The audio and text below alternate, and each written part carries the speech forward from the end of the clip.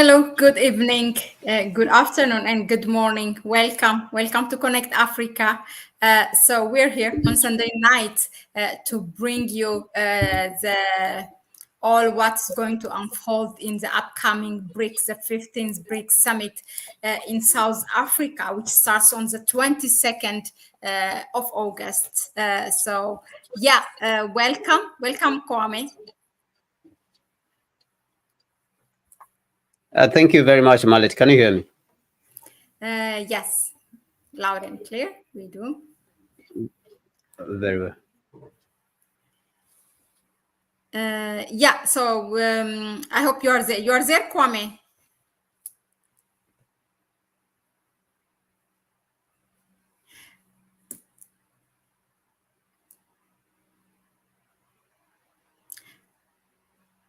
Kwame, did we lose you or you are there?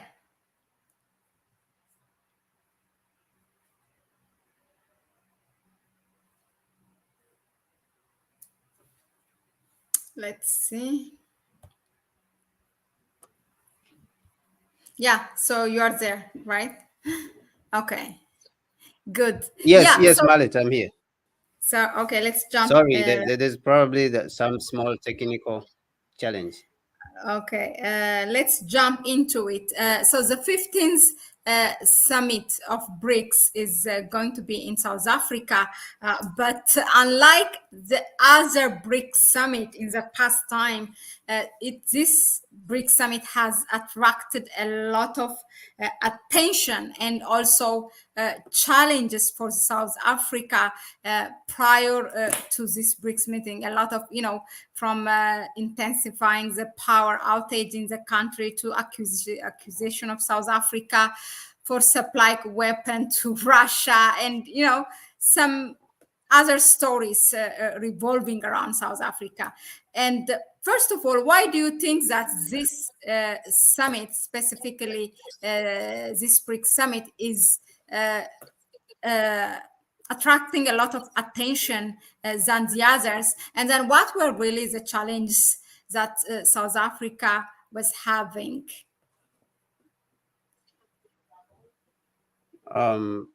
Thank you, Mahlet. Greetings to everyone who's watching the channel, who's supporting the channel. We really appreciate the people who have been supporting us, to where we are. That means those are real Africans. And of course, as we've said in the past, we are not only working around here on the channel and broadcasting, but we are also doing groundwork. We are cooperating and pushing forward, doing work which we think that will be beneficial to all Africans. And that means working with other organizations. And I think, Mahlet, we have a response letter. I don't know whether you will be able to share. Let me just share it just a response to one of the letters which we have written. So let me see if we can get it. This letter here. Window. Okay. I've not been able to get it. Window.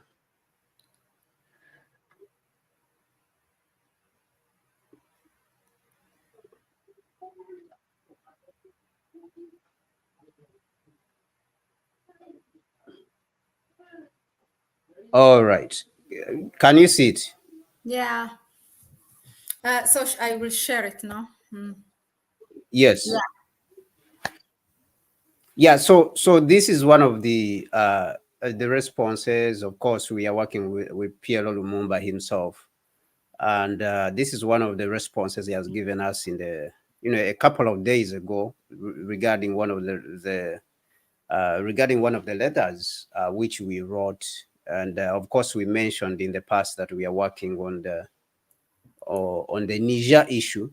So, yeah, that one we just wanted to show it to the people so that they can be, assured that we are not just mentioning things, but we are working on things in the background.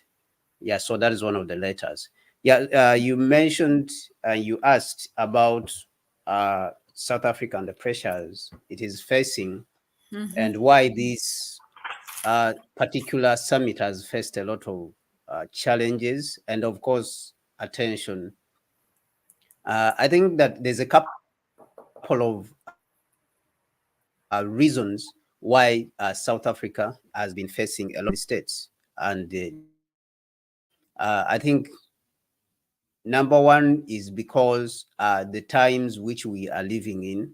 I think I would give about three reasons. The times we are living in, call for that. There has been a lot of attention because news has been going around as BRICS being the organization which has been driving a new world order, an order which is similar to the one which was being driven in 1944 and 1945.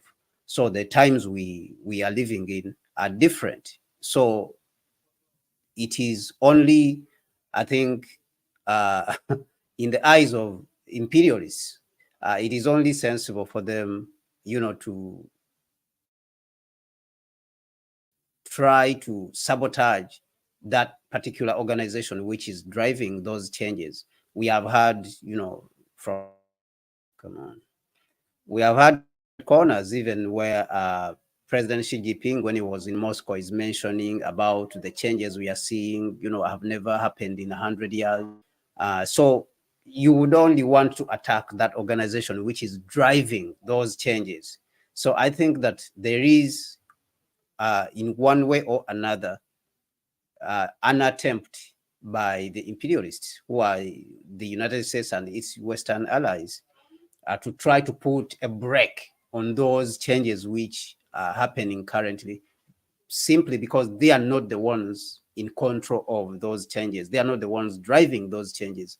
So you would see them that they would want to put a brake and a stop to those changes. And those changes, of course, we can talk of the currency and all those, any change to the current order, new payment systems across, new political alliances, the whole resetting of the world affairs, becomes very scary if they are not the one, they are not the ones controlling those changes, those particular changes. Number two, you would speak of the fact that it is China which is, in most cases, driving this. So they see China as using BRICS to loop in or bring in African countries. As you know, since 2020 and the past years, we have been hearing of China debt trap. But when you examine, in real sense, there is no such thing as the China debt trap, because the trap which we are in of debt, it has been majorly caused by the Western world. And looking at how we have analyzed in the past, our analysis on the IMF and the World Bank and Africa's debt shows that China's holding of Africa's debt is just around 13%, and 77% is by the Western world. So the China debt trap has really been alive for a very long time, simply because the Africans, we have not come out to tell our story, our side of the story, because we are the ones who have this debt. But in the past, Africans have not come out to debunk the lies that the Western world has been pumping out and putting on the world. So the fact that China is the one driving BRICS to a certain extent, that also, becomes a point of anxiety in the West. And the only way they see, and of course, with Russia, of course, they see Russia also in there. And the fact that Russia has come much more close to China since 2020 and since the invasion of Ukraine, of course, when Russia went into Ukraine, to what Russia, of course, called a special military operation, a limited, military operation. China and Russia have come very close, and these are they are looking like they are the main drivers in this new global order that is unfolding. So then that becomes also a reason to fight against the BRICS organization, BRICS as an organization. Now, the third point I would think of is that the fact that this summit was also hosted in Africa, and they think that in Africa they can bully anyone, because I don't believe that if this was being hosted, like, for example, in Beijing, I don't believe that they would be pushing with this kind of bullying, like, for example, stopping President Putin from attending. But because Africa is looked at as a weak, as a weak space, countries in Africa are being looked at as weak. So then you can go on and start sabotaging, start creating all kind of chaos. We've seen how the ambassador, of the United States in South Africa claimed that he would put his life on it, that, South Africa was loading weapons and sending them to Russia, when even South Africa doesn't have the capacity to manufacture, such weapons as the man was saying. So all these were sabotage, points of sabotage. We saw the invitation of President Cyril Ramaphosa to, to Washington before the U.S. Africa Summit, which happened last year.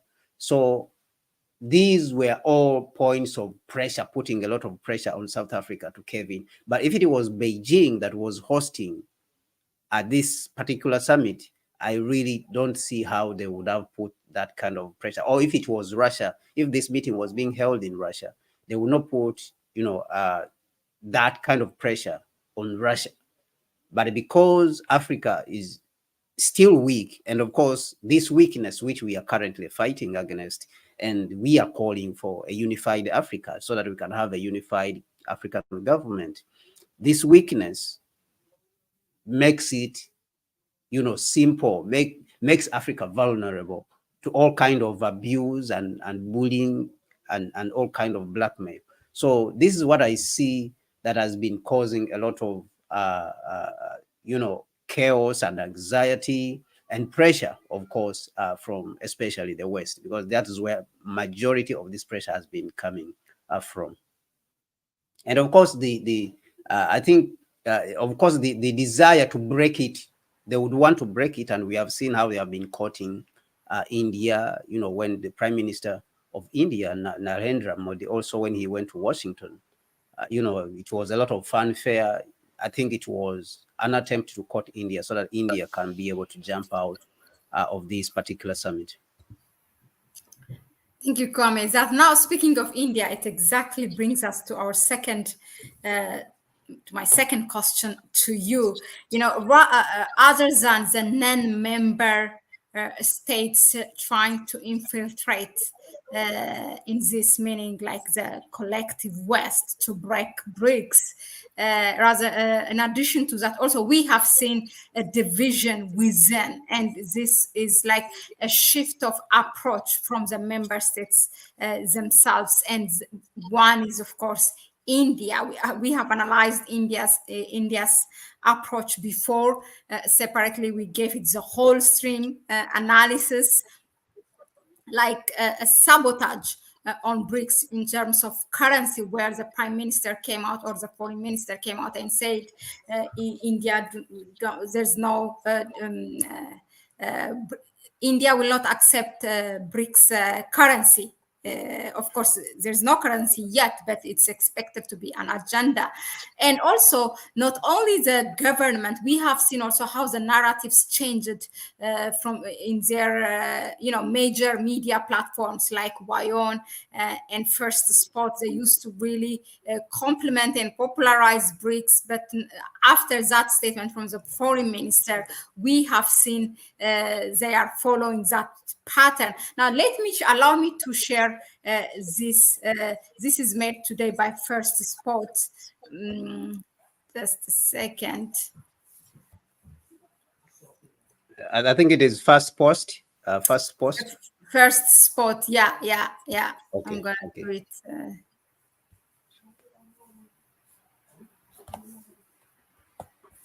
I'm just trying to invite you to listen the last 1 minute or something.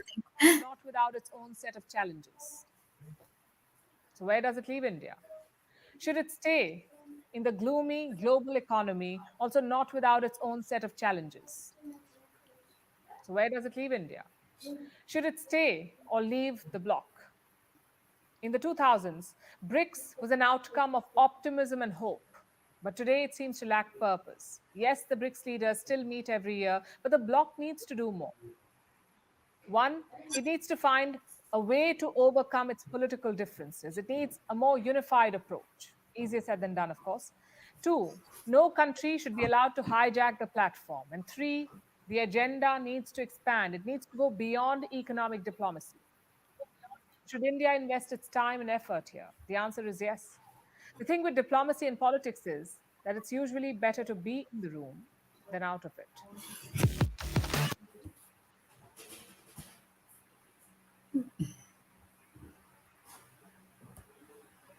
Yeah, so as you have seen, this is what India is now on now. So just give us a brief analysis.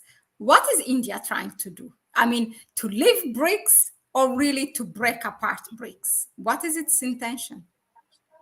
Yeah, I think we noticed this even in our analysis. Of course, Mhm. India's position can be quite concerning. Um, One of the reasons it's India's position could be concerning in regards to BRICS. Of course, India also has its own concerns when it looks at BRICS. The fact that India thinks that BRICS is being driven majorly by China and China's interests. You know, that could be a concern, and the fact that India still has some differences with China, that they have their own differences. Which differences I really don't think that they are beyond reconciliation. Those differences I really don't think they are beyond solving if they sit together, with China. Of course, they have a territory which they have a contest over, and that is the one which has been a point of contention between India and China. But I think that to take it to a global organization that is trying maybe to, you could call it drive change across the globe, especially for the interests of the global south. I think that would be taking it too far. That would be taking the differences too far. I think there is a point at which we have to drive the interests of the global south together. And in this, you can see that you have in this organization, you have Brazil, you have Africa, you have India itself, you have China on the other side. And all these territories, all these places, all these spaces on the global, surface have been marginalized economically. They have been marginalized when it comes to, to the United Nations. We have been marginalized, the creation of organizations like G7 and all this, which is almost like a club of rich people where they gather and talk about how they are going to continue, how they should continue the colonization of the world. So I think that there's a need for India itself to recognize that. And of course, I'm not discounting, like I said, the differences which India has I'm not discounting the differences which India has between itself and China, but I think that there's need to reach uh, a consensus on what the interests of the global south are and how they should be represented, or they should be presented to the world, and they should be protected, and how they should be pushed forward.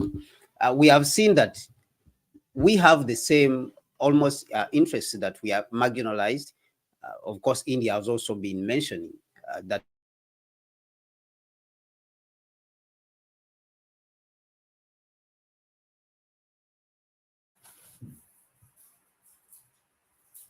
interests of the global south.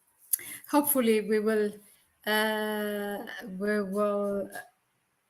yeah, we will have Kwame back. He was having already a connection problem. Um, It was on and off. So let's see.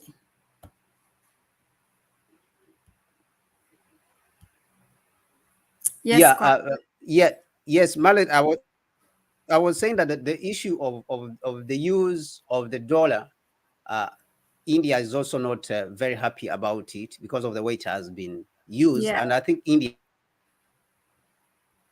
also understands that it could be vulnerable to the issue of the dollar. And the fact that India has been pushing the use of the rupee with Saudi Arabia, with the nations which are bordering India. Even in Africa, we've seen in Tanzania that India was able to sign with countries like Tanzania to be able to transact, and Tanzania should be able to pay in rupee or everything which it buys from India and not pay in dollars. So this is a recognition that this is an issue that needs to be addressed within the global South. And so if BRICS is trying to address it through the currency, and of course, the BRICS currency, it has been talked about for a very long time, and many people have said this is it. This summit in South Africa is the summit which is going to change the world order, like how we had the Bretton Woods conference, which happened, I think, in 1944. It was the official, recognition or register that a new world has dawned, and that world was being driven by the United States.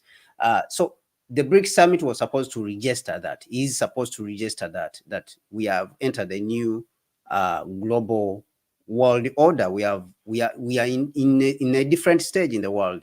So I think that needs a new payment system. And when it comes to the BRICS currency, which of course many have said that is going to be discussed, but it's not going to be that you're going to use it in your country, but rather it's going to be used as a means of transacting business between the BRICS countries. And the fact that the BRICS countries now hold more than 40% of global GDP, that could cause massive change.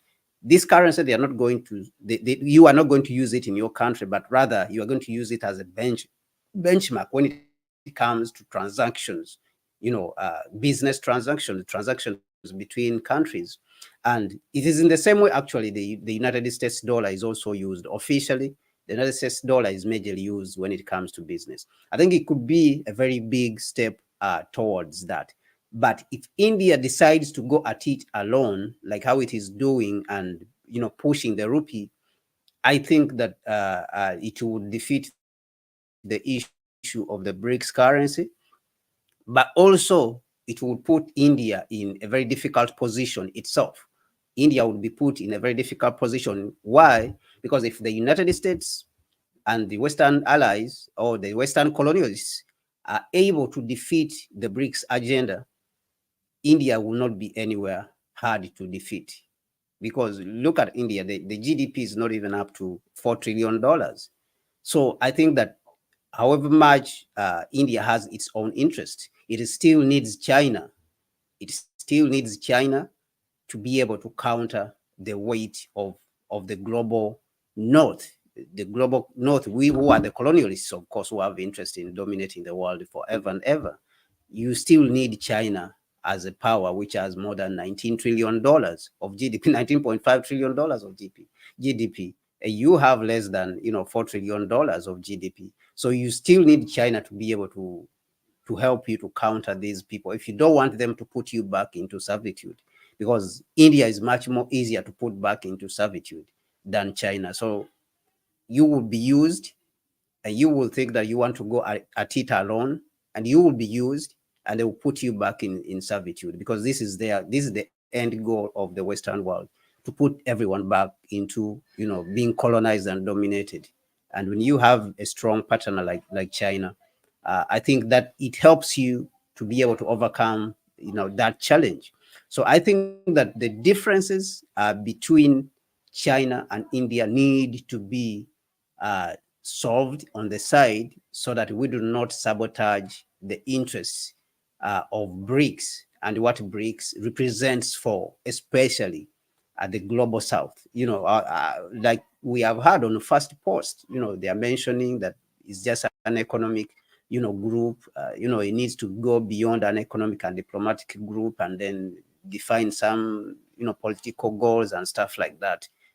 Of course, that needs to be done. But let us not forget that the world is driven by economics, and this is the tool which we want to use. Of course, the political objectives can be solved at the leadership level, and that is what I think even the leaders are coming to South Africa to solve when it comes to ironing out the issues regarding how to admit the new members into BRICS. So I think that India, needs to reflect on its position and how it's handling the situation, and even talk to China and see how they can continue to work together with Africa, with Latin America, to be able to advance the interests of the global South.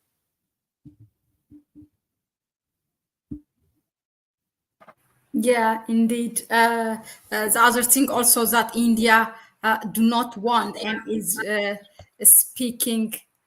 Am I? This always happens to me.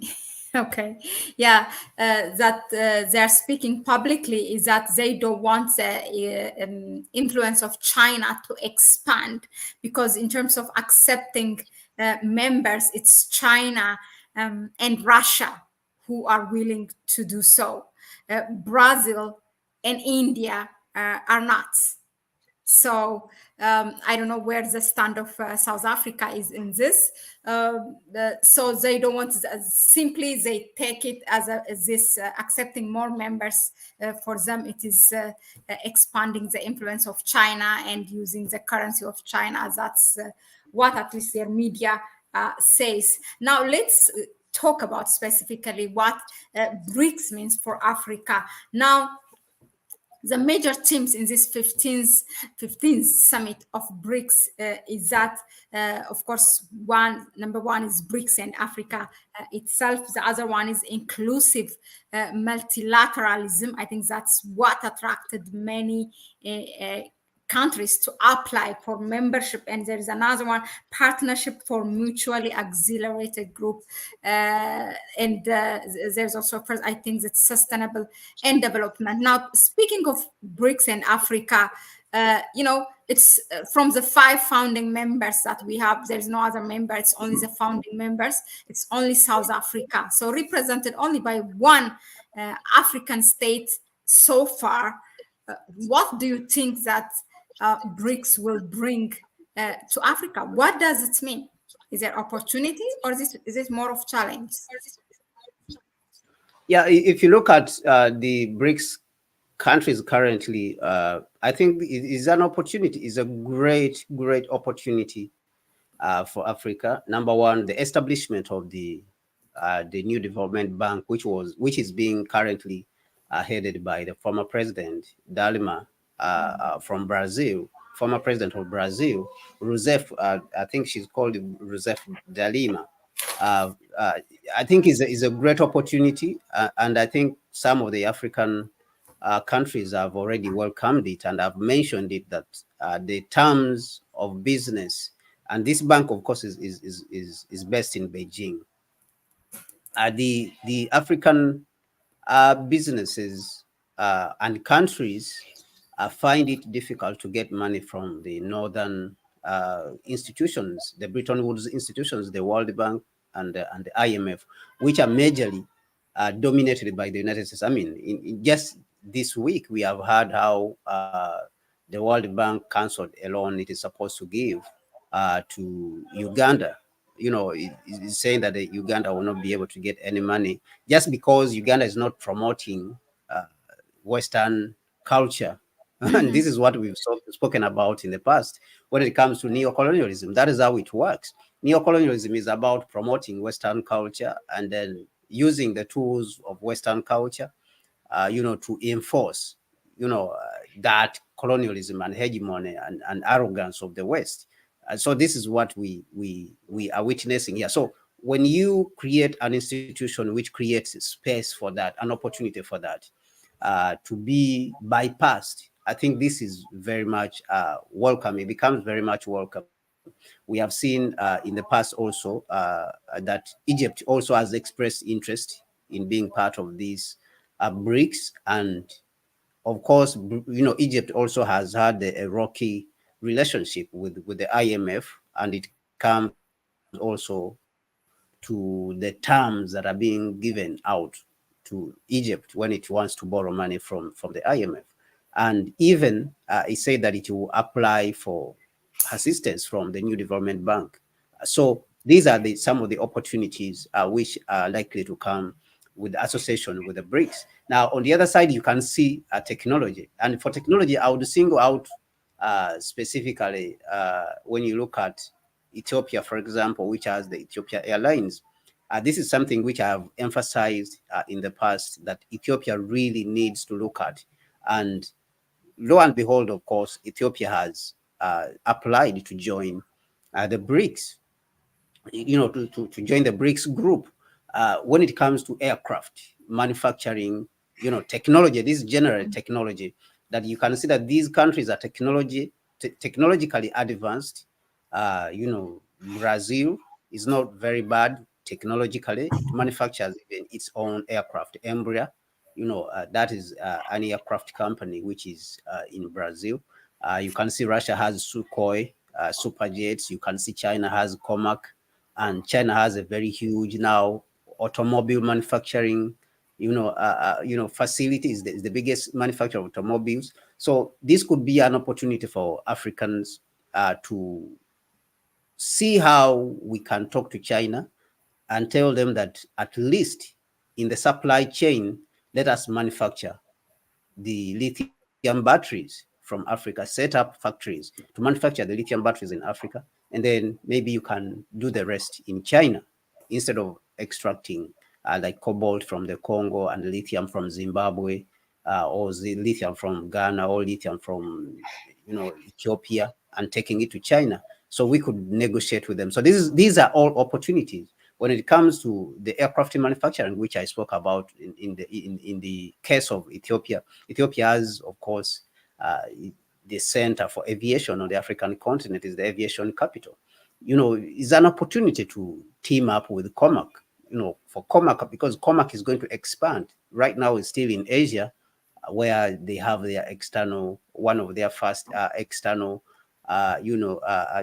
users of the Comac aircraft, the ARJ-21. So it's an opportunity that Ethiopia can reach out and say, come and establish a center, Africa Center, where you will be serving from. Start from here, and let us have that, as a relationship. And you could also, we want to set up manufacturing of aircraft in Ethiopia. Let us start with a small light aircraft, because you have already mastered this.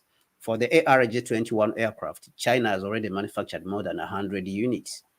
So this is an opportunity for Ethiopia to jump on it, and also to get that technology be brought to Africa. Of course, in the same case, the same situation can be said about Russia with the Sukhoi super jets. This is technology which is there that you can, latch on when Russia is still desperate in this situation where it needs allies in Africa. So these are all very good opportunities. And of course, you could pass through the BRICS, and also African countries could use this opportunity to talk to these BRICS giants, Russia, Brazil, China, and India, to be able to bring some of the technology to Africa, to work with Africa, so that we can grow together, to convince them that we don't have to have a relationship whereby is a zero-sum, game. We don't have to play a zero-sum game. We don't have to have a zero-sum relationship like the West has been doing, that they want to take everything from you. But we could share, these technologies, especially the renewable technologies which are coming up. We could share and work together.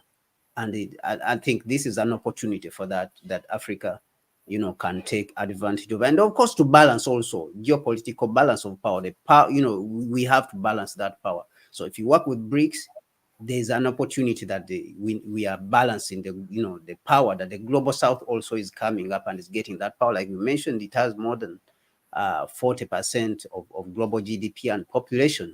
So this is an opportunity to show that our population numbers matter. Imagine if all Africa was part of BRICS, then you have China, you have India, so you have more than 50% of the global population. So this should give you enough power for you to set up your own institutions as maybe a duplicate or as an alternative to the United Nations, which has been dominated by the West, and they don't want to share that power, even though every day they talk about democracy across the world, but they don't want to share that they don't want to bring democracy into the United Nations. They always make noise about democracy. They don't want to share and bring democracy into the IMF. They want only them to share that power, to have that power. So they don't want democracy to be anywhere near the United Nations, the IMF, the World Bank. They don't want democracy in those institutions. And yet these are people who are always making noise for us about democracy. So I think with BRICS, that is another opportunity, to reset the global balance of power, to get access to a new financial model, and then to get access to technology. I think these are all opportunities for Africa to be able to step up and then take advantage of them. Thank you very much, Kwame. Very interesting and a very good point on that, that cooperation example of the Ethiopian Airlines and the Chinese manufacturer of aircraft to come together. These are the kind of, model pilot projects that we want to see. These are the kind of change that we want BRICS to bring to Africa. And of course, as Kwame said in the beginning, we are not really, the media platform is just one aspect of Connect Africa. We do things practically on the ground. We have contacted on what is, we have established a communication on what's happening in Niger and in West Africa in general with the frontline elders, Pan-African leaders, people like Pierre Lumumba, and he just shared that later with you in our prior to our live streaming today, and also these things, the models that now Kwame just analyzed is also, it's on the ground. We are working on it. It's something we don't just, it's to say, we don't just talk, we go, we knock the door, we communicate people, and we do our best really, so that we are not that part of the generation just talk and then pass. No, we try to make it happen, so we see the change, so we can see the change here in our generation. Thank you very much, Kwame. Now let's go to the admission part of it, where many countries globally, from Middle East, Africa, Asia, many countries have applied, and also we have also heard that Macron wanted to be invited and going public saying, I want to be invited into South Africa, which is laughable. Anyway, that's not happening. But I want to ask this now.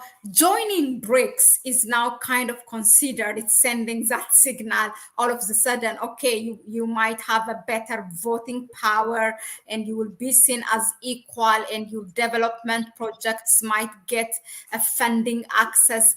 But there are changes those individual states need to do in their own country before expecting something from BRICS. It's not miraculously BRICS is going to change the status of any given country. So what do you think the requirements around that, for countries? We have countries, maybe human rights violation, but no, what interests us is that we are not, it shouldn't be like the Western policy, but countries fully, their development project is totally manipulated and stipulated by the Western countries, like the Western African countries case who were ex-colonies of France. So what do you think the criteria should be around that?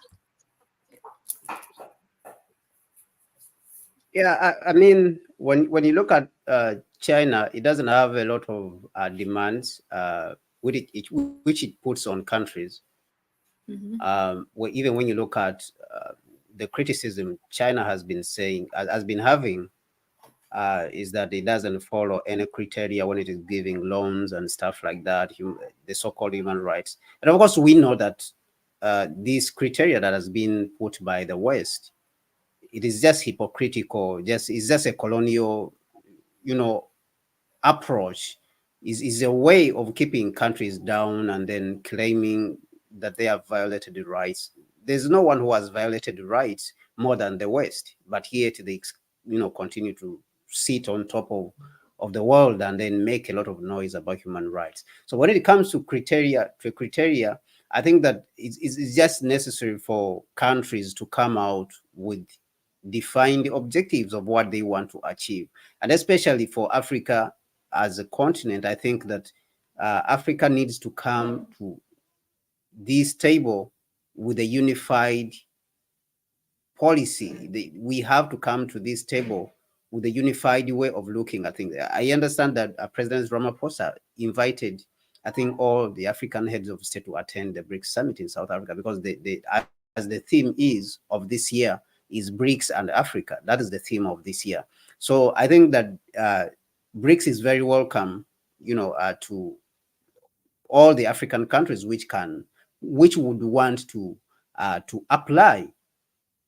But I think African countries need to be and have defined objectives of what they want to achieve in this relationship. If they enter into Brics as a group, what they want to see and what they want to achieve. And we will see definitely an alternative from Brics, which is much different, which has a different approach. We will see a different approach from Brics, from that of the World Bank and IMF and the United Nations. We are likely to see a different approach, because China and the countries in there have emphasized a win-win approach, as we have seen Madame Nalendi Pandor, also the Minister of Foreign Relations of South Africa, has mentioned, why should we have only one global currency? And we have a group of countries always using, and dominating and bullying everyone and applying sanctions and destroying people's economies and lives, So this shows you that Brics itself, I think it will just look, but it will just look at countries as they are and invite them in. But I think they will look at considering those countries with bigger populations, and those ones which have sort of an independent foreign policy, which are not majorly controlled from the West. We have seen that you have a lot of countries in Africa, they are mostly controlled from the West. I think this is one of the things which that Brics would not welcome. And of course, we have seen that this is what is even causing a friction in Brics, currently. The fact that India is, very much close to the West. So this has sort of brought some sort of friction in there, that India has been looked at as a country that is being used by the West, to sabotage the interests of Brics. So I think that they would want to look at countries in Africa which are not controlled mainly, from the West, and those ones with a much bigger population and much bigger economy.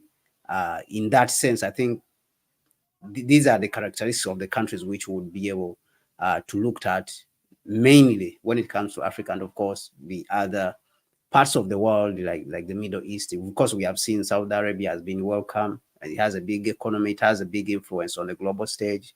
And in the past, Saudi Arabia also has been trying to push itself off. It has tried to push the United States off influencing its affairs.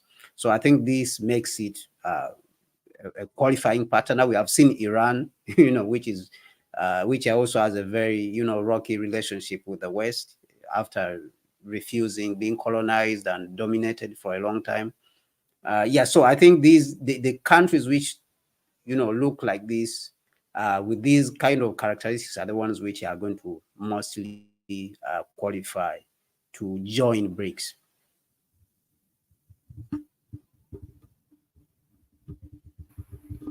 Interesting. Another discussion revolving around Brics is that, giving the currency, there's a high anticipation that there will be a Brics currency, and this will be an agenda of this upcoming Brics summit in South Africa. Although they have mentioned it, but not officially. There are 4 themes, but none of them talks about Brics currency. Now, but China said it, I think, unilaterally about the BRICS currency. Now, when it comes to Africa, since that's our purpose, when it comes to Africa, people argue that Africa should rather have an African one, unified African currency rather than BRICS currency. What do you think about this? What's your view? Africa has come up with the Pan-African payment system, payment and settlement system, Pan-African payment and settlement system, which is the PAPS. And of course, this has also caused a lot of anxiety, has caused the United States, to pay attention to the Pan-African payment and settlement system, which is the PAPS. I think that would be a different issue for Africa to create its own single currency. And I think the PAPS, the Pan-African Payment and Settlement System, is one step in that direction, but it would be different from the BRICS currency, because the African currency would be used only across the continent, and the BRICS would be used internationally by all partners. So this is the difference. But I don't want to interrupt, but if 55 countries, let's say miraculously, they came together and agreed on one thing, which is African currency, but don't you think that will have a power for it to be transacted internationally with that currency? Yeah, it would. It would give up Africa a lot of power, but I think that what BRICS is trying to achieve, it would be different. Because if Africa came together to establish its own single currency, it would be focused on Africa for now, because we have not attained that level of power, like how you see, we see China, like how we see China is the biggest trading partner. Until when Africa has pushed itself to the level of manufacturing capacity, like what we see, the manufacturing capacity which China has, then we would be able to command that level of attention with our currency. India too is commanding a reasonable level of attention with its currency, handling with other countries in with paying in rupee, because it has a reasonable level of manufacturing. It has manufacturing in clothing, it has manufacturing machinery, it is manufacturing a lot of things. And you have seen that some of the industries that have been leaving even China, they have been going to India. So if you are exporting a lot, then you can command that. You can command the fact that your currency will be used. So this, I think, even one of the reasons why India has sort of been giving a cold shoulder to the BRICS currencies, because it's driven, like we said, is driven by China. So it thinks that the BRICS currency will be pushed by China so that people will be settling, because China is the biggest exporter, is the biggest manufacturer, is the factory of the world, and is the biggest trading country across the globe. So it would benefit more China than it would benefit the other BRICS members. So this would be the difference. This would be the difference. The fact that for us at where we are just at the infant stage of manufacturing. We have not even established our manufacturing base as Africans. So if you look at our manufacturing and compare it to the 70s, in the 70s, we had around 7% of global manufacturing. Right now, we have 4%, 5%, 4 to 5% of global manufacturing. So if anything, our share of global manufacturing has actually declined compared to the 70s. If you look at, Africa, so you need to have a very strong manufacturing base, that you are not just exporting, commodities, raw materials, like what we are seeing today. You export uranium, export this and that, but we are not manufacturing, anything. It's just very little things which we are manufacturing. It's just basic things which are not, worth even exporting to other countries. And so this becomes problematic for an African currency. And for now, I see that it would only be used in Africa. It would not be on the same level as BRICS, because BRICS would command, manufacturing would be backed by manufacturing from China, Russia, and India itself. So if you combine that, it makes a very big difference. Thank you, Kwame, for that. Now we are covered kind of from what we have prepared for you tonight as a sorry, a discussion topic. But I have so as usual we try to spare some time for the questions and comments and views shared here in the chat section. So let me just start from the bottom to up, and because I see one related question just related to our last talking point regards to the currency, where seeing this. First of all, welcome everyone, and thank you for all your engagement here. Really, for me, I really enjoy. We both enjoy reading your comments and trying to address if we can. And that's the purpose of it. You know, it's always relevant, and we benefit from your input here. Seeing this asked, what is your take? What's your take on admitting the African Union to Brics rather than having individual countries joining? Is that even possible? Admitting the whole union, That's what he the whole says. African Union. Yeah, I think it is possible. If it is possible, if it is looked at strategically, because remember we've been speaking about admitting Africa into the United Nations, and Africa getting 2 seats at the United Nations. This is what we have been advocating for. I mean, the United Nations Permanent, Security Council, Permanent Security Council. We have been speaking about this. So it is possible that Africa could, if the African heads of state themselves came and pushed this strategically and said, we should not admit individual countries. Exactly. Let us admit ourselves as a union and be members of this. And you have heard about the admission, Africa getting a seat at the G7, which of course India has been also helping Africa to push that Africa should also get, I think it's the G20 or the G7, that Africa should get a seat at the G20. Yeah, at the G20. India has been helping Africa actually to push in that direction.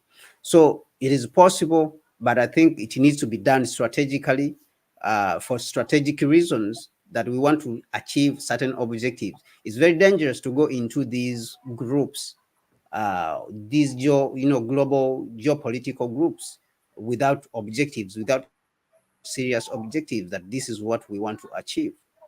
I think that is the first thing that we should be looking at. We should be looking at having objective that this is what we are trying to as Africans. And so let us enter in these, and then let us enter in this group. Let us join this particular group, and then let us look at how we can achieve these particular objectives that we have set for ourselves, as long as we are part of this particular group, organization, and etc. If it is the reforming of the United Nations, if it is reforming of the International Monetary Fund and the World Bank, if it is, then we need to go and speak with one voice instead of having fragmented groups of people going there, and they are ineffective, because we can only command respect and attention of the world if we are working together as Africans. That way we achieve much more, and then we avoid also the manipulation of different groups on the continent, or different small countries on the continent, and taking advantage of them. Like this is. But I have a question on that. One of the problem you have said, of course, the bringing of African Union itself is the African Union. I mean, most of you, maybe you know, or maybe you don't know, it doesn't have power. The power is in the hands of the heads of states. That's why most of the time you find yourself or ourselves that we find, criticizing the African Union, why it doesn't do this, that, because there's a lot of division between the heads of the individual states, and manipulated by different blocs, different countries outside the continent. So, and there's no power also in that. It's not like the EU. That is one. Second, here also CNS for this was a question by CNS. Then Aaron asks to CNS, saying, "Are you serious? Are you talking about the current AU financed and controlled by the West?" I think a valid point, right? Yeah, of course, that is a concern. That is everyone's concern. The current AU financed by the West is everyone's concern. That is why it is not able to act in the interests of the Africans.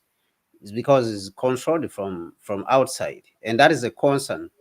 So that goes to also address or even look at what Mahlet is saying, that he doesn't have power, but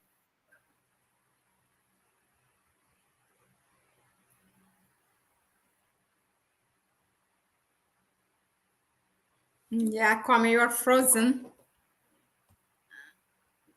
Is struggling with connection problem from where he's based. Hopefully we'll have him back. Let me read some comments here. Yeah, so with regards to the African Union, that's really a major problem. But of course, there's a solution for everything. If the member states are serious and start to finance the African Union and give it power, then things will be different. The self-financing initiative that was started by President Kagame was not implemented. President, and not only President Kagame, but also others, to have to take a tax from each member states. First of all, they're not even paying their monthly contribution to the union, to the commission, and also let alone to add more money to be contributed. They were reluctant to implement that. Otherwise, according to the calculation, with a continent of more than 1.3 or around 1.4 billion people, from those who are working, if you take a certain percent and then you bring that to the union, then we can make the African Union free from the funding of other non-member states, which are apparently controlling the African Union. But you need a good leadership in the continent, each and every country. I'm going to the beginning now. How do the BRICS countries contrast India?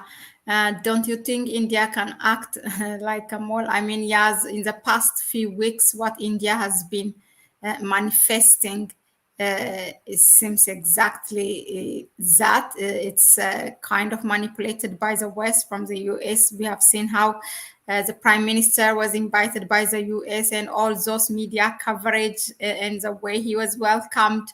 After that, we have seen statements made by Modi's Prime Minister Modi government saying they don't accept the currency, the BRICS currency, meaning saying India has no plan, to go away from dollar. And other things in their media talking about things that are kind of against BRICS. One Africa currency or nothing, the emperor, but gradually, if maybe BRICS is kind of one step ahead from the situation that we are in currently, then maybe it's good to start from that than waiting for the whole continent to use one currency. I mean, that's at least my view. A currency largely controlled by China, Russia, and other rising superpowers is economic reliance and dependence from one master, the dollar, to another, which is BRICS. You have a point, but I think it depends. Agreed, one African currency. This is Michael Newman. Fundamentally, so nothing can change until our political system are overhauled. A different currency won't change corruption, mismanagement, and social oppression. The leadership must be changed first. I totally agree. Uh, Africa, gift of God, star, North. Okay, welcome. African unity, we stand divided, we fall, for sure. That is the motto, that is the goal. The US was, this is Aaron, okay, the US was talking about human rights violations in Nicaragua after it learned that Nicaragua signed an agreement with Russia about a military base. They never change, they always apply the same system.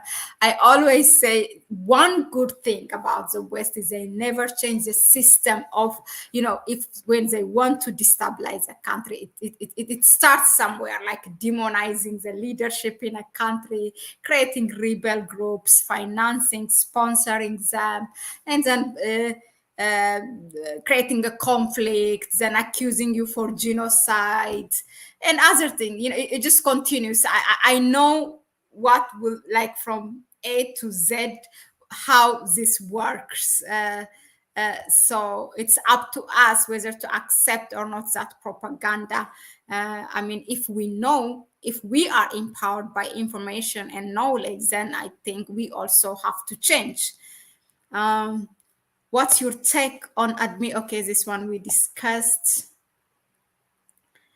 Human rights, democracy, freedom, good governance, corruption, security have all been weaponized by the collective West. There you go. That's it. Those are the things they come to demonize you and destabilize you. Saying, okay, we need to reshuffle and finance the current African Union. Mikey Simba, Tenastelin, it's okay. We say also back to you, Tenastelin. How are you?